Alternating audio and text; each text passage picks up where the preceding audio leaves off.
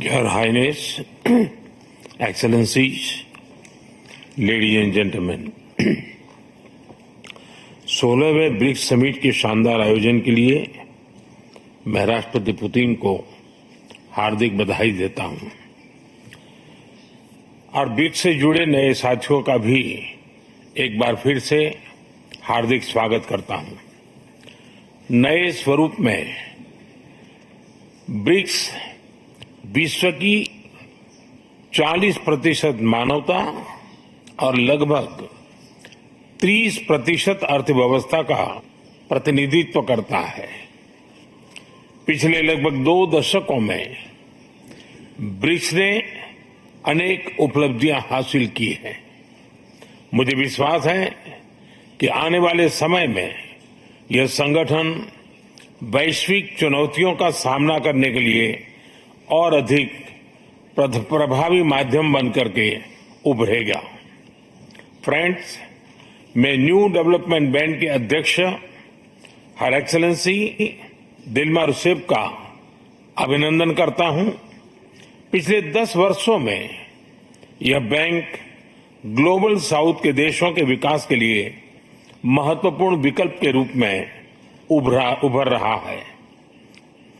भारत के gift city के साथ साथ अफ्रीका तथा रूस में रीजनल सेंटर्स के खुलने से इस बैंक की गतिविधियों को बल मिला है और लगभग $35 बिलियन के डेवलपमेंट प्रोजेक्ट्स सैंक्शन किए गए हैं।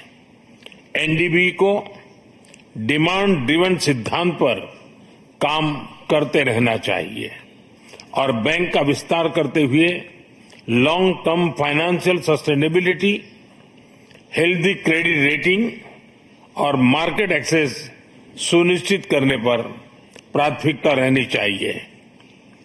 फ्रेंड्स, नए स्वरूप में ब्रिक्स $30 ट्रिलियन से भी ज्यादा बड़ी इकोनॉमी है। हमारे आर्थिक सहयोग को बढ़ाने में ब्रिक्स बिजनेस काउंसिल और ब्रिक्स विमेन बिजनेस अलायंस की विशेष भूमिका रही है। इस वर्ष ब्रिक्स के अंदर WTO reforms, trade facilitation in agriculture, resilient supply chains, e-commerce और स्पेशल इकोनॉमिक जोन को लेकर जो सहमति बनी है उससे हमारे आर्थिक सहयोग को बल मिलेगा। इन सब पहलों के बीच हमें स्मॉल और मीडियम स्केल इंडस्ट्री के हितों पर भी फोकस करना चाहिए।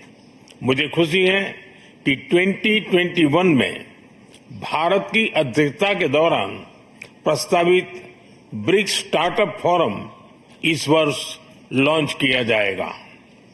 भारत द्वारा दिया गया रेलवे रिसर्च नेटवर्क का इनिशिएटिव भी ब्रिक्स देशों के बीच लॉजिस्टिक्स और सप्लाई चेन कनेक्टिविटी बढ़ाने में अहम भूमिका निभा रहा है। इस साल ब्रिक्स देशों में यूनिडो के साथ मिलकर इंडस्ट्री 4.0 के लिए स्किल्ड वर्कफोर्स तैयार करने पर बनी सहमति बहुत ही महत्वपूर्ण है। 2022 में लॉन्च किया गया ब्रिक्स वैक्सीन R&D सेंटर सभी देशों की स्वास्थ्य सुरक्षा बढ़ाने में मदद कर रहा है। हमें डिजिटल हेल्थ में भारत का सफल अनुभव ब्रिक्स पार्टनर्स के साथ साझा करने में खुशी होगी। फ्रेंड्स, क्लाइमेट चेंज हमारी साझी प्राथमिकता का विषय रहा है। रूस की अध्यक्षता में BRICS open carbon market partnership के लिए बनी सहमति का स्वागत करता है। भारत में भी green growth, climate resilient infrastructure और ग्रीन ट्रांजिशन पर विशेष रूप से बल दिया जा रहा है। International solar alliance, coalition for disaster resilient infrastructure, mission life यानी लाइफस्टाइल फॉर एनवायरमेंट, एक पेड़ मां के नाम जैसे इनिशिएटिव लिए गए हैं। पिछले वर्ष COP28 के दौरान हमने ग्रीन क्रेडिट जैसे महत्वपूर्ण पहल की शुरुआत की। मैं ब्रिक्स पार्टनर्स को इन इनिशिएटिव से जुड़ने के लिए आमंत्रित करता हूं। ब्रिक्स के सभी देशों में इंफ्रास्ट्रक्चर के निर्माण पर विशेष रूप से बल दिया जा रहा है। भारत में मल्टी मॉडल कनेक्टिविटी को तेजी से बढ़ाने के लिए हमने गति शक्ति पोर्टल बनाया है। इससे इंफ्रास्ट्रक्चर विकास के लिए इंटीग्रेटेड प्लानिंग और इम्प्लीमेंटेशन में मदद मिली है और लॉजिस्टिक कॉस्ट कम हुई है। हमारे अनुभव आप सभी के साथ साझा करने में हमें खुशी होगी। फ्रेंड्स, ब्रिक्स देशों के बीच फाइनेंशियल इंटीग्रेशन बढ़ाने के लिए प्रयासों का हम स्वागत करते हैं। लोकल करेंसीज में व्यापार और सुगम रूप से क्रॉस बॉर्डर पेमेंट से हमारा आर्थिक सहयोग सुदृढ़ होगा। भारत द्वारा बनाया गया यूनिफाइड पेमेंट्स इंटरफेस यानी यूपीआई भारत की एक बहुत बड़ी सक्सेस स्टोरी है।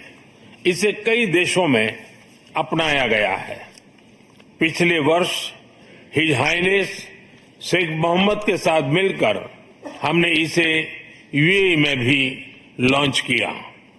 अन्य ब्रिक्स देशों के साथ भी इसमें सहयोग किया जा सकता है। फ्रेंड्स, भारत ब्रिक्स के अंतर्गत सहयोग बढ़ाने के लिए पूरी तरह से प्रतिबद्ध है।